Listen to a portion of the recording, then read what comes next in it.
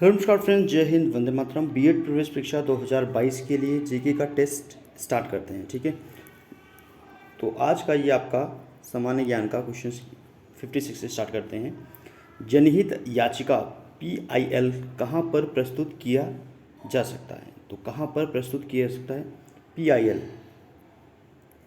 PIL कहाँ पर प्रस्तुत किया जा सकता है? तो ये प्रस्तुत किया जा सकता है उच्च न्यायालय एवं सर्वोच्च न्यायालय, मतलब हाई कोर्ट और सुप्रीम कोर्ट दोनों में PIL प्रस्तुत किया जा सकता है। ठीक है, और जनहित याचिका की अवधारणा की बात की जाए तो मुख्य न्यायाधीश PL भगवती ने और न्यायमूर्ति VR कृष्णा अय्यर के द्वारा दिया गया था। कभी आपसे पूछ ले कि PIL का अवधारणा किसके द्वारा दिया गया था, तो BR कृष्णा अय्यर और PL भगवती। ठीक है, PL भगवती।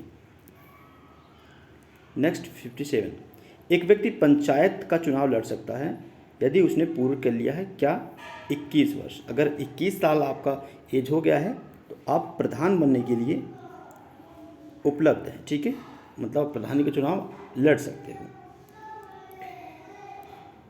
58, संविधान के किस संशोधन के अंतर्गत अन्य पिछड़ा वर्ग को शिक्षण संस्थानों में 27 वर्ष का आरक्षण दिया गया है? तो ये देखो 27% का जो आरक्षण है वो OBC को दिया गया है, और किस संविधान संशोधन के तहत ये पूछ रहा है आपसे।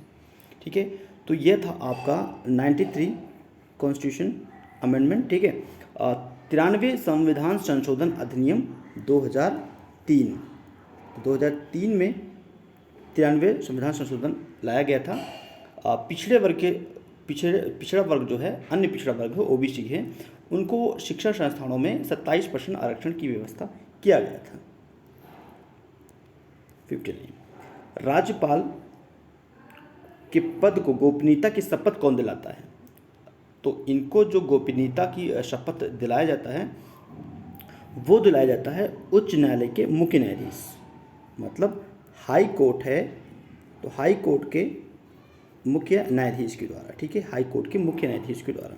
ठीक है, तो हाई कोर्ट और सुप्रीम कोर्ट में आपको देखो इंग्लिश में रहता है तो कन्फ्यूजन नहीं होता है। कभी कभी आपका उच्च न्यायालय या उच्चतम न्यायालय दे देगा, तो उच्च न्यायालय हाई कोर्ट को बोलते हैं, और उच्चतम न्यायालय रहेगा तो ये आपका सुप्रीम कोर्ट होता है। हालांकि उच्चतम न्यायालय बहुत कम जगह यूज होता है, हमेशा यूज सर्वोच्च न्यायालय होता है। ठीक है, जैसे कि अंतर समझ में आता है। क्लियर है डियर? और राज्यपाल जो होता है, राज्यपाल नियुक्त होने के लिए न्यूनतम आयु जो होनी चाहिए वो 35 वर्ष होनी चाहिए। न्यूनतम आयु कितनी होनी चाहिए? 35 वर्ष। ठीक है, क्लियर हो गया? क्वेश्चन नंबर 61, निम्न में से कौन सी समिति इंपॉर्टेंट है भारत में पंचायती राज व्यवस्था से संबंधित नहीं है? पंचायती राज व्यवस्था से संबंधित नहीं है। क्लियर है? क्वेश्चन समझ में आ गया? ये आपका है दिनेश गोस्वामी समिति। ठीक है, दिनेश गोस्वामी समिति ये किससे संबंधित है? यह आपका चुनाव से संबंधित है। चुनाव सुधार, चुनाव सुधार व्यवस्था से संबंधित है दिनेश गोस्वामी समिति। बाकी अगर हम बात करें जैसे कि सिंघवी LM सिंघवी समिति है। ठीक है, उसके बाद आपका अशोक मेहता समिति है और सादिक अली समिति है। ये जो तीनों समितियां हैं ये संबंधित है आपकी पंचायती राज व्यवस्था से। किससे संबंधित है? ये पंचायती राज व्यवस्था से संबंधित है। ठीक है, पंचायती राज व्यवस्था से संबंधित है। क्लियर हो गया ये चीज़ें? इसमें आपका जो ऑप्शन गलत था वो दिनेश गोस्वामी समिति, क्योंकि ये संबंधित नहीं थे पंचायती राज व्यवस्था से, ये संबंधित थे चुनाव सुधार व्यवस्था से। ठीक है, भारत का पहला संचालन उपग्रह IRNSS-1A कहाँ से लॉन्च किया गया था? तो ये आपका लॉन्च किया गया था हरिकोटा से। ठीक है, श्री हरिकोटा से।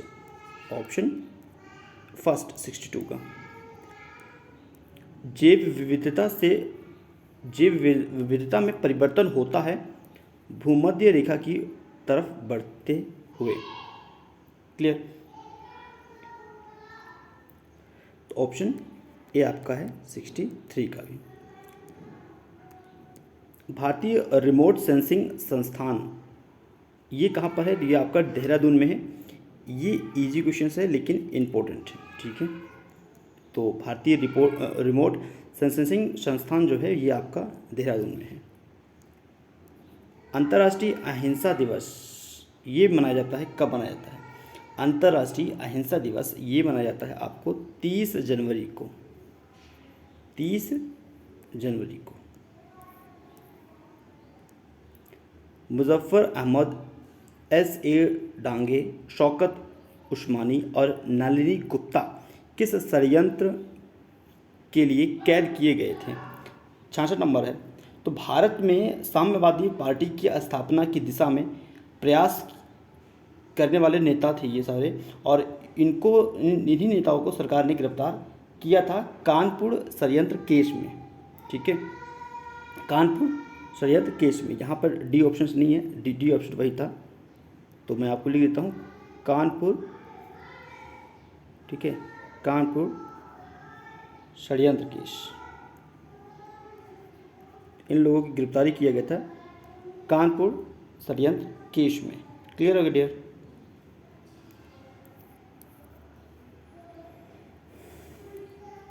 चुंबकीय दिशा सूचक यंत्र का सर्वप्रथम संदर्भ मिलता है, तो ये मिलता है आपका ज्योमिल हिकायत से, हिकायत में, तो डी ऑप्शन सबका करेक्ट हो गया। महासागरीय नीतल का सबसे विस्तृत भाग कौन सा है? सबसे विस्तृत भाग कौन सा है? ये है आपका गहरे सागरीय मैदान, ऑप्शन डी। निम्नलिखित में से कौन सी नदी सादर सरोवर परियोजना से संबंधित है? 76। सरदार सरोवर परियोजना से संबंधित है Narmada river. Most important questions but easy है, ठीक है। तो ऑप्शन ए नर्मदा रिवर।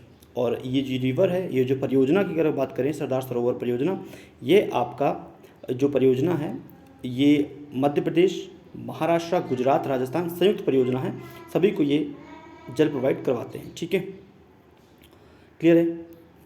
किस रिवर पर है? ये आपका नर्मदा रिवर पर है, इस चीज़ को भी आपको याद रखना है, सरदार सरोवर परियोजना। तो डियर, अगर आपको सेशन पसंद आया तो डेफिनेटली आप लाइक कर सकते हो, सेशन को शेयर कर सकते हो दोस्तों के साथ।